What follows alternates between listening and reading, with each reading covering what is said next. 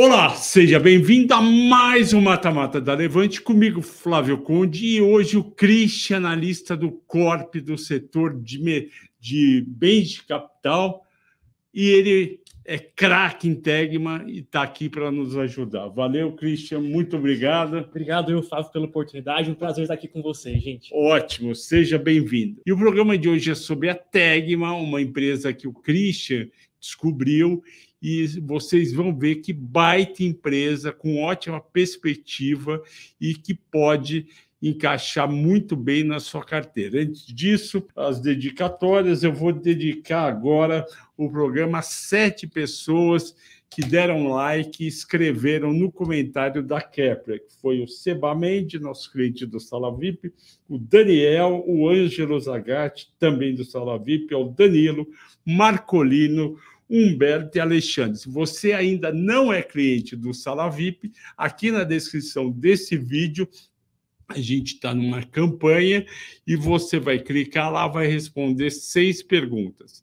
Nessas 6 perguntas, vai para a nossa área comercial as respostas, e a área comercial vai ver se você tem perfil para o Sala VIP. Entenda o perfil, a gente vai fazer uma reunião, uma pré-consultoria, vamos analisar toda a sua carteira gratuitamente. Se você gostar e vir que faz sentido o Sala VIP para você, e a gente também, vamos assinar um Sala VIP para você, ok?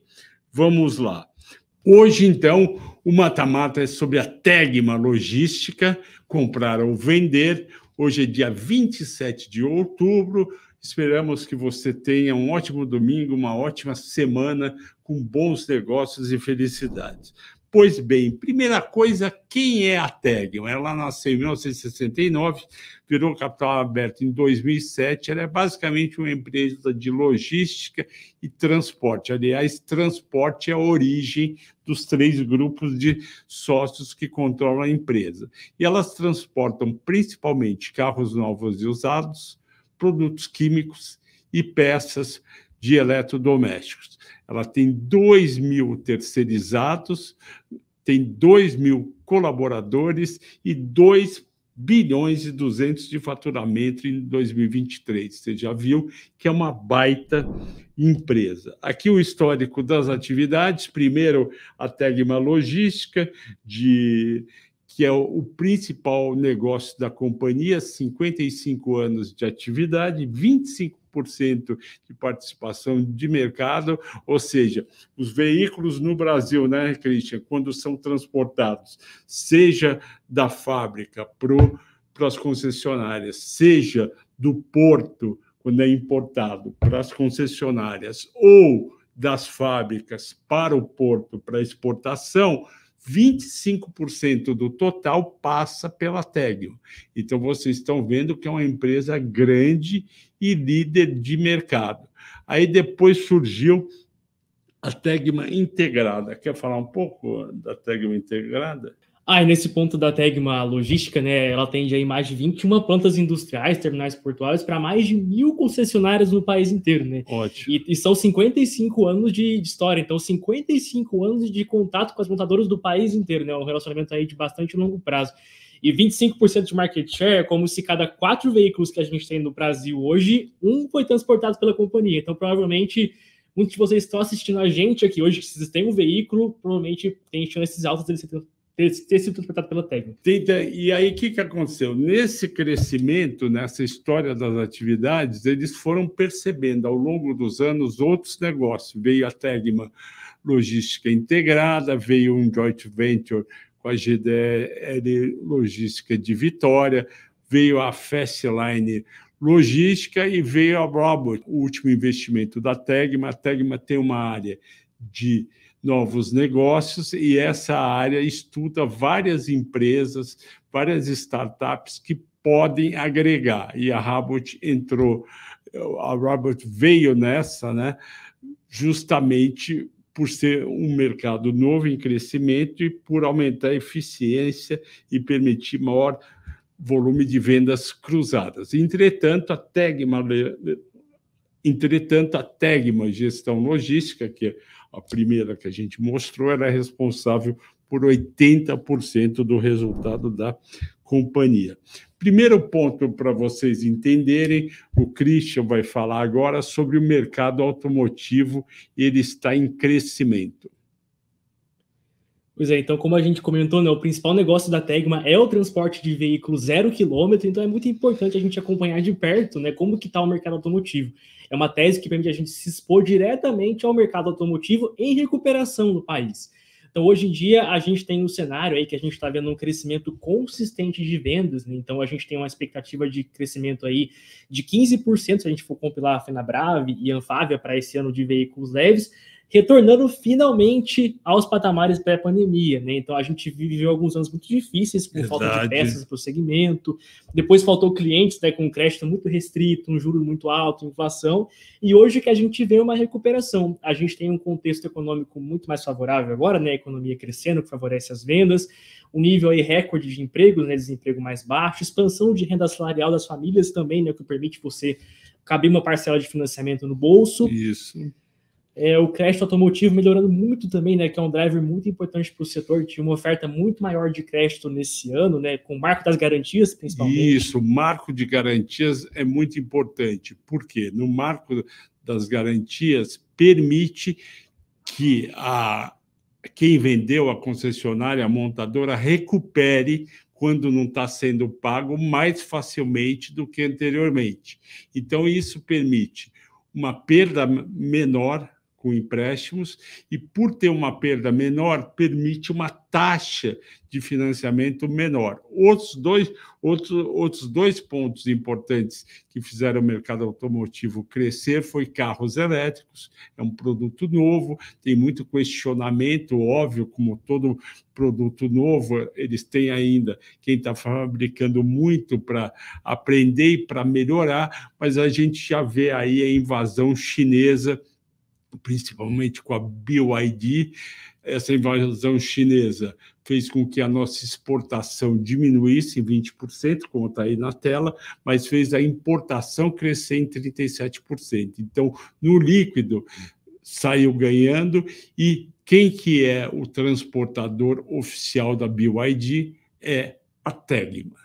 E também a gente tem essa avalanche de novos modelos de carros, principalmente em 2025, e não é apenas carros elétricos. Você tem vários carros híbridos, que o híbrido, por enquanto, parece ser a alternativa mais interessante, porque permite que, não tendo lugar para recarregar, você continue usando o carro, ou seja, com gasolina ou álcool, e esses novos modelos certamente vão fazer as vendas domésticas de 2025 crescer mais ainda em relação a 2024 e 2023, porque carro híbrido, modelos novos e também carro elétrico, mas principalmente o híbrido, vai trazer novos clientes.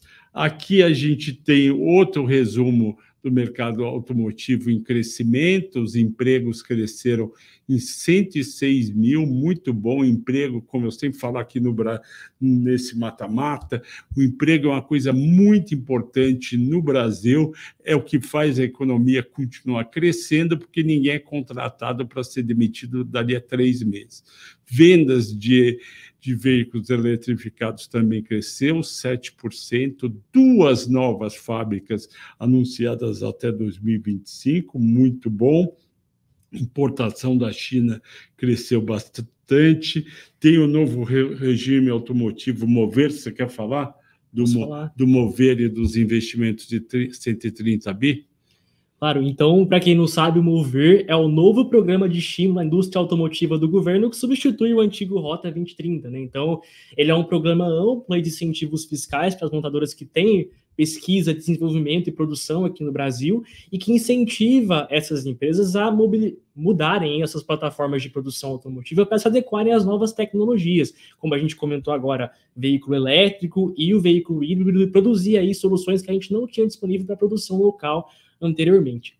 Ou seja, a gente tem um crescimento potencial muito grande de produção, de vendas, e, portanto, a Tegma, sendo o principal player com 25%, também tem uma perspectiva muito interessante. Agora, rapidamente, a gente vai passar pelos serviços prestados pela Tegma na logística. São 3 vertentes que está aí na tela: coleta, montadoras e portos, serviço de armazenamento, Pátio Tegma, e distribuição em concessionárias do Mercosul e portos. Exatamente, a Tegma também está no Mercosul.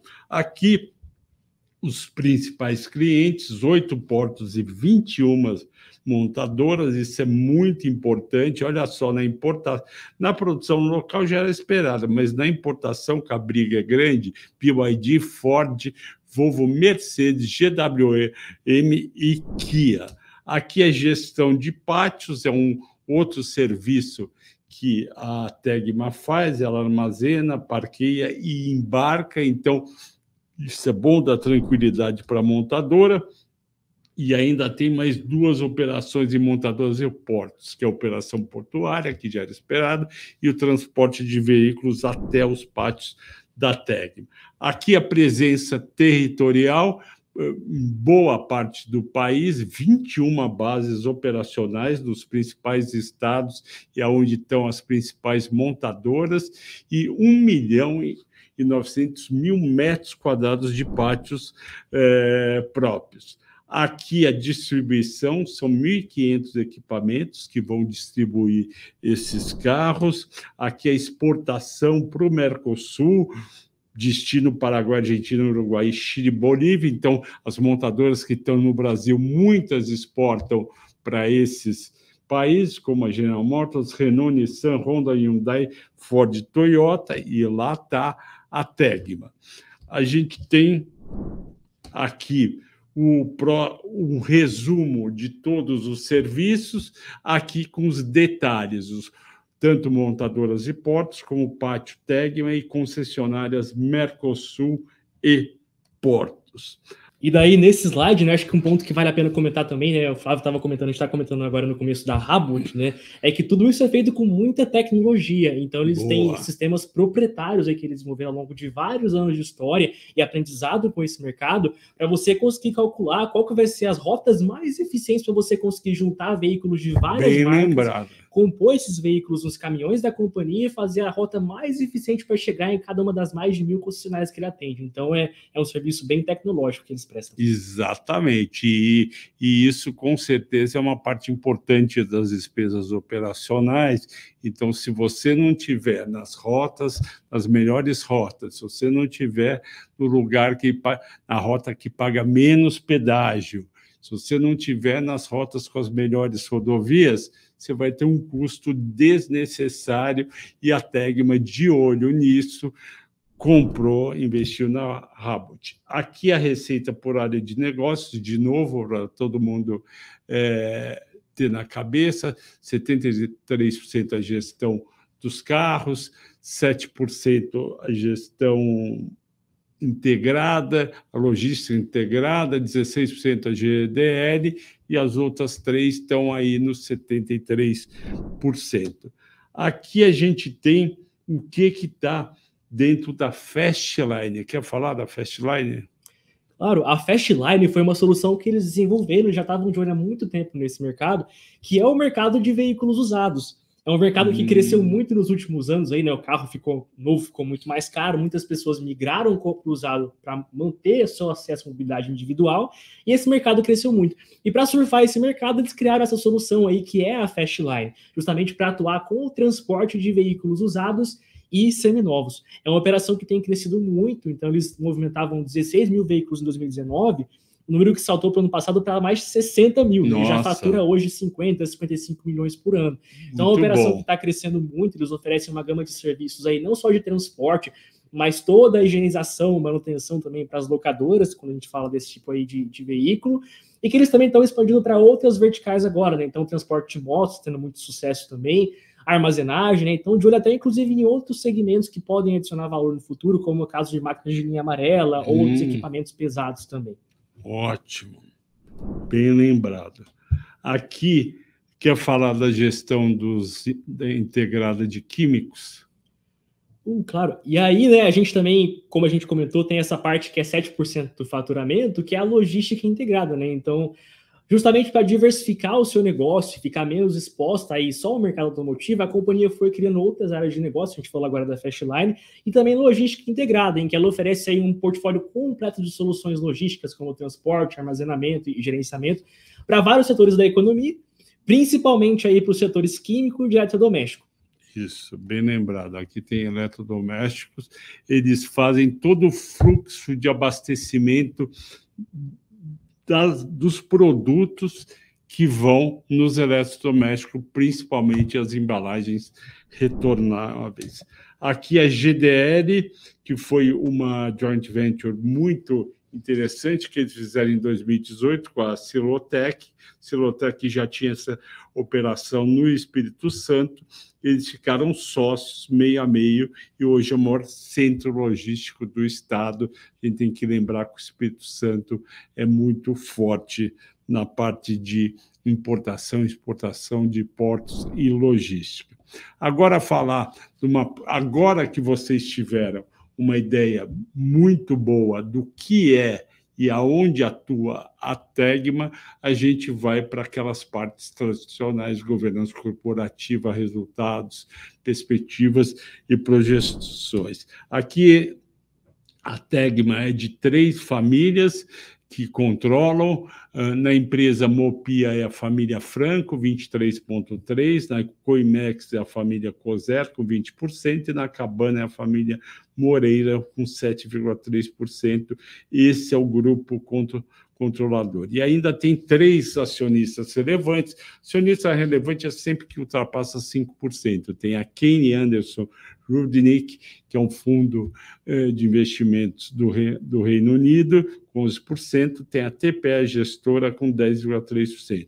E acionistas, a gente no mercado, 27,1%. E o volume negociado é pequeno da Tegma, ela é uma small cap, 5 milhões e 100 mil por dia nos últimos 30 dias. Ela não está no ISE, nem tem ADR ainda. A ADR eu acho que tem uma chance maior de ter. Resultados do segundo trimestre e do segundo semestre, quanto o mesmo período do ano passado, a gente vê aí uma melhora significativa.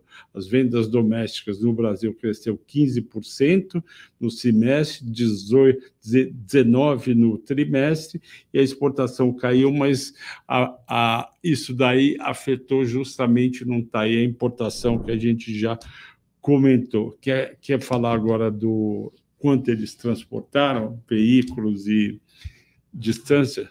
Então, assim, a gente vê que conforme a indústria cresce, né, a Tegma também cresce. Ela tem contrato de longo prazo aí com as montadoras, então a indústria se recuperou e a Tegma surfou essa recuperação.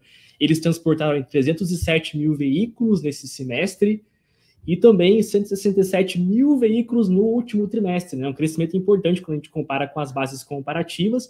E a distância média também subiu um pouquinho. A gente teve uma alta aí de 14% na distância média transportada aí no último trimestre. Talvez até porque um pouco a importação caiu, né? A importação tem uma distância menor, então se cai, você melhora aí a média da distância que você transporta por veículo, o que é bom também, porque a companhia consegue cobrar mais reais aí para cada veículo transportado, já que a distância fica maior. Exato.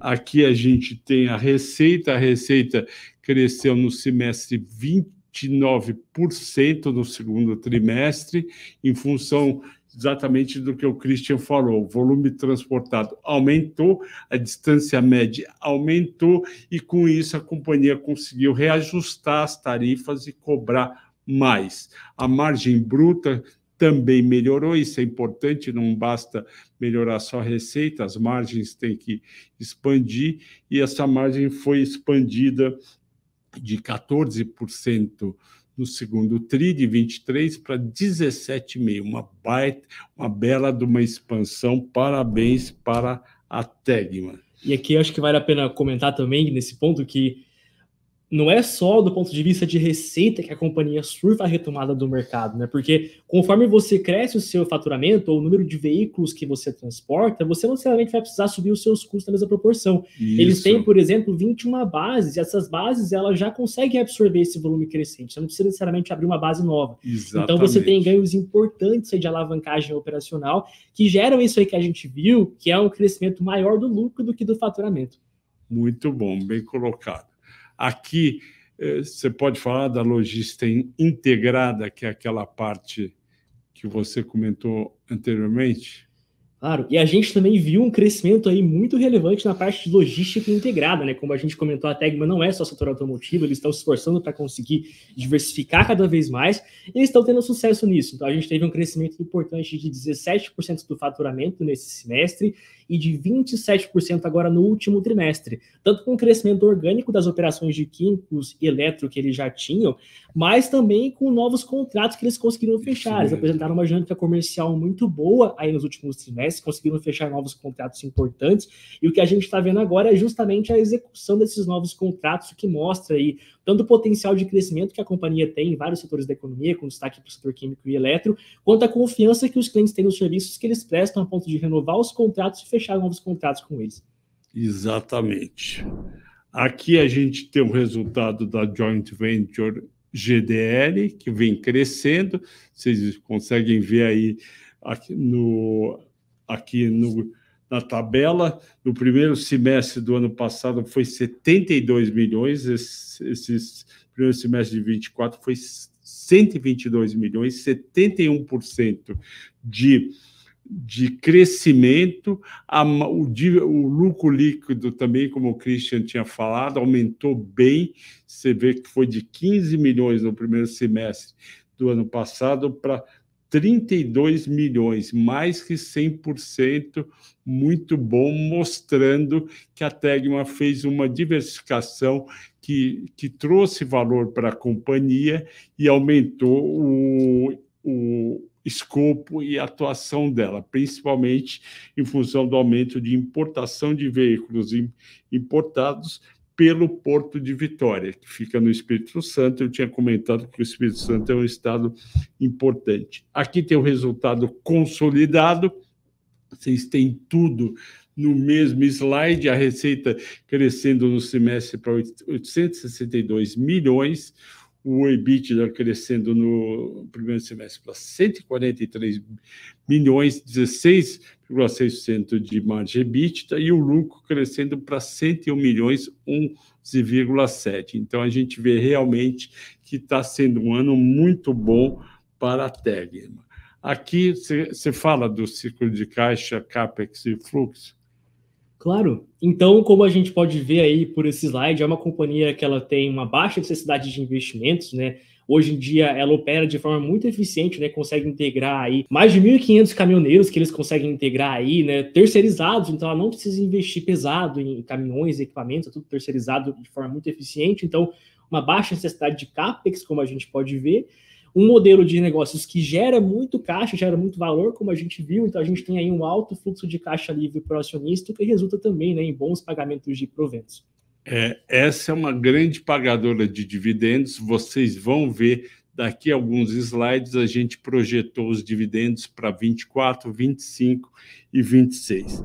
Aqui a gente colocou um resumo de todos os números, porque muitos vieram em slides diferentes. Então, vocês veem na segunda coluna 1S24, que é o primeiro semestre de 24, um crescimento de 22% das receitas, lucro bruto cresceu 31%, EBITDA ajustado cresceu 28,5%, lucro líquido cresceu 35,5%, ou seja, foi um ótimo resultado, mesmo com veículos transportados só crescendo 4,3%.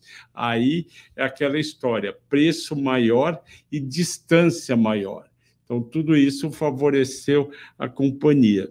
E vocês vão descobrir, no final da apresentação, que essa é uma empresa que a gente chama de crescendendos, que é crescimento com dividendos. E isso é muito bacana. Indevidamente, a alavancagem, a gente vai ter uma boa notícia para vocês. E vocês lembram, sempre toda empresa analisada no mata-mata, a gente vê endividamento, porque a gente acredita na Levante que o endividamento não pode ser alto para quem está investindo numa ação. Endividamento muito alto em companhias, a gente vê historicamente, passa um tempo, dá errado e a cotação cai bastante. Por isso que a gente está sempre atrás também de empresas com baixo endividamento, e nesse caso, a Tegma ela é caixa líquido, ou seja, o caixa, as aplicações, que estava em 283 milhões no fim do segundo trimestre de 24, ultrapassam em 177 milhões a dívida bruta. Então, isso é muito bom, porque te dá aquele conforto que ela pode continuar a investir, pode continuar a crescer sem precisar endividar e colocar em risco o valor das suas ações. Aqui a rentabilidade de 12 meses da Tegma, que eu sempre mostro para vocês, 16,4 de ROA, 30,1 de ROIC. O ROIC foi calculado pela Tegma, está lá o endereço dela, e os outros foram calculados pelo statusinvest.com.br. 23,4 de ROI, que é muito bom, PL 8,7, EBITDA 6,4 nos últimos 12 meses. São números baixos de PL e EBITDA para o nível de ROI e de ROIC que eles têm. Então, isso começa a mostrar que a empresa pode realmente estar subvalorizada. Perspectivas, a gente começa pela invasão chinesa de carros importados, e aqui um resumo das notícias que a gente teve nos últimos 6 meses, falando sobre novos carros e montadoras que podem vir para o Brasil. O Moda da Chery, Jayco da Chery, GAC Moto, Neta, Denza BYD e Yangwang BYD. Por que a gente mostra isso em perspectivas? Porque a Tegma já está bem colocado com a BYD para fazer esse BYD para fazer esse transporte, pode também ganhar esses contratos e assim aumentar a receita. Daí teve uma coisa muito legal que eles compartilharam no último Investor Day que eles fizeram, né? Foi que há 2 meses atrás, mais ou menos, eles fizeram uma visita para a China, ficaram 10 dias lá, conversando com as principais montadoras do país, conhecendo essas operações, justamente para conseguir prospectar aí essas novas montadoras para o seu portfólio de vendas, né? E vale lembrar também que ele já tem contrato com a BYD, como o Fábio comentou, né? E para quem não sabe, é a montadora que tem maior market share das chinesas aqui no país, né? Vai começar a produzir aqui, o que pode, inclusive, garantir aí uma resiliência para a distância média com a fábrica nova que eles têm lá em Camaçari, que tem uma distância relevante aqui dos principais polos compradores do Sul e do Sudeste. Então é bem interessante isso. Ótimo, obrigado. Aqui o case da BYD começou vendendo 200 veículos por mês em março de 23, agora em agosto estava em 6.700. E isso daí fez com que a Tegma se adaptasse, aí está as fotos da adaptação, e com um processo de transporte inovador em navios, conseguiu movimentar esses veículos sem a dependência dos navios ro-ro. Que seria navios ro-ro? Não seria daquela ex-cantora Angela Rorô, mas sim navios de cargas rolantes que vocês estão vendo também aí em foto. Aqui, continuando o case, a ampliação que eles fizeram na unidade de Cariacica, no Espírito Santo, da GDL, justamente para atender esse crescimento rápido, exponencial das vendas e, portanto, da importação dos carros da BYD. Também, outro ponto positivo nas perspectivas são as bases, né? Quer falar das bases dos portos? Claro, hoje em dia eles estão presentes aí em várias bases e portos e terminais que atendem justamente essas montadoras da China. Então, eles estão preparados aí justamente para absorver esse volume de importação que está vindo para o nosso país, né? Eu acho que a gente também comentou aqui do caso da GDL. Esse é um case muito interessante que mostra muito o que a gente tinha comentado da capacidade da companhia de investir capital de uma forma seletiva e gerar valor para o acionista. Porque pensa bem, a gente saiu de 200 veículos por mês para 6.700 aí em período de um ano. Então foi um crescimento explosivo que a companhia conseguiu se adaptar muito bem para essa operação. Era uma operação extremamente eficiente para receber esses veículos lá no Espírito Santo, e não à toa a GDL é hoje a maior operadora logística do país, do estado que a gente tem, né? Então eles têm não só veículos, mas também toda a operação aí de armazenagem alfandegada, produtos de alto valor agregado, como o setor farmacêutico, né?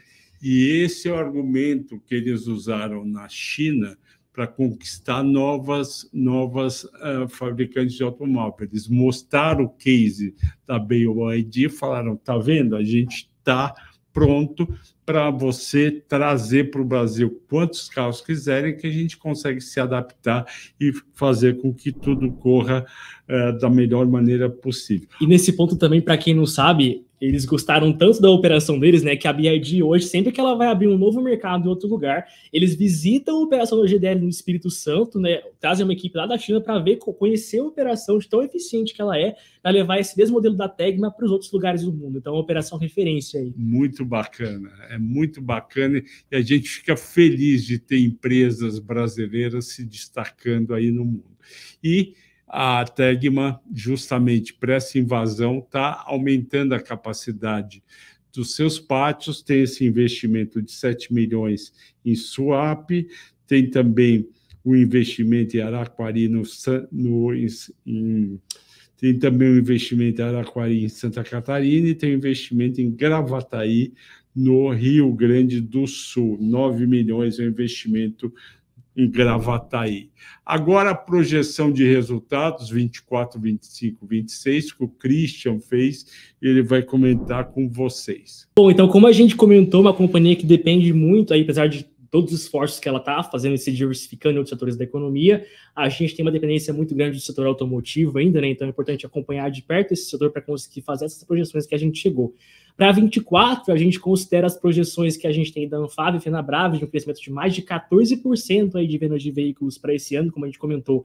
A gente está vendo um crescimento consistente, e a gente considera que esse crescimento vá para patamares mais normalizados em 25 e 26, né? O que seria esse crescimento mais normalizado? Historicamente, sempre que o PIB cresce, a gente tem que as vendas de veículos crescem aí 1,5, 2 vezes o PIB.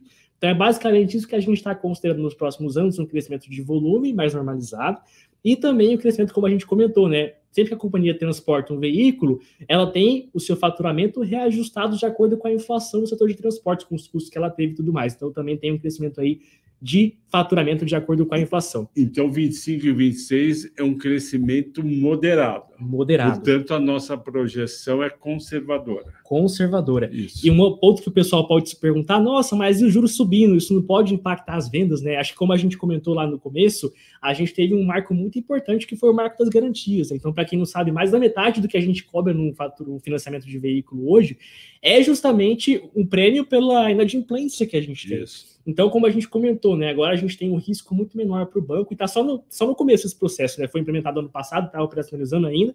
Então, o banco fica com um risco muito menor, fica muito mais seguro para conceder crédito, e crédito é um aspecto muito importante quando a gente fala de mercado automotivo, é fundamental para a gente ter vendas maiores.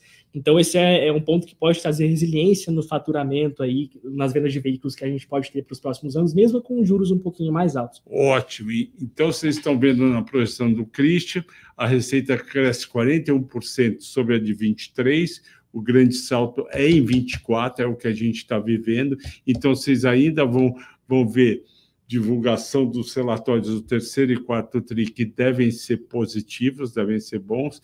Vocês estão vendo também crescimento de margem de 20% para 28%, a margem bruta, EBITDA também de 17% para 24%, e margem líquida de 11% e 19%. Isso daí é muito animador e impacta positivamente a projeção de dividendos. Como que eu fiz a projeção de dividendos? O último dividendo tinha tido um payout em 23 de 66%, eu projetei 71%, aumentando um pouco, porque conforme a companhia lucra mais, ela gera mais caixa e pode distribuir um pouco mais de dividendos. E você já vê aí um dividend yield muito bom em 24, 25 e 26, entre 9% e 9,9%. Agora, a parte do valuation por EV/EBITDA, a gente sempre usa EV/EBITDA aqui no mata-mata. O Christian usa o fluxo de caixa descontado nos relatórios dele e do pessoal do Corp, e a gente vê o que é aqui. Pegando a cotação, valor de mercado, dívida, que na verdade é caixa líquida, tem um EV/EBITDA muito baixo projetado para 2025, de 4,4, contra um EV/EBITDA justo, que é a média da Tegma, de 6,7, que daria um valor justo para a companhia de R$ 38 até dezembro de 25, portanto, nos próximos 14 meses, e um potencial de valorização bem atrativo de 39% no período. Agora a gente está indo para o preço-alvo da Levante versus dos analistas. Eu sempre mostro para vocês poderem ter uma ideia o que os outros analistas estão fazendo. A companhia não é tão acompanhada, tem 5 analistas, um está em revisão, e tem 3 com compra e 1 com neutro. Esses 3 com compra e 1 com neutro está dando um preço médio de 31,20, que é bem abaixo do nosso de 38. Eu acredito que o motivo seja que eles não tiveram ainda tempo de incorporar as informações do segundo trimestre em novas projeções, e muitos podem estar esperando o resultado do terceiro para refazer as projeções. Você consegue o nome do analista, a casa, etc., nesse link que eu coloquei aí em cima da Tegma. Agora, o placar final, o To Buy or Not to Buy, da Tegma, e ela ganhou, ela passou em 11 quesitos, não passou em um, que é a valorização potencial média dos analistas, mas passou em todos os outros.